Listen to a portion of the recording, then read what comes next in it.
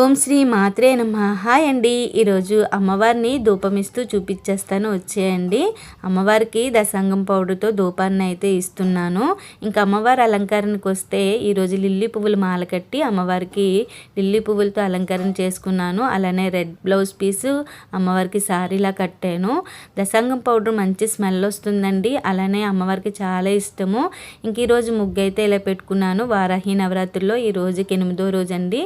అమ్మవారి నవరాత్రులు ఇంకొక రోజు ఉంది. అమ్మ అందరినీ చల్లగా చూడు తల్లి, అందరికీ మంచి ఆరోగ్యాన్ని ప్రసాదించి తల్లి అని చెప్పి అమ్మవారిని గట్టిగా దండం పెట్టుకున్నాను. ఆరోగ్యమే మహాభాగ్యం అన్నారు కదండి.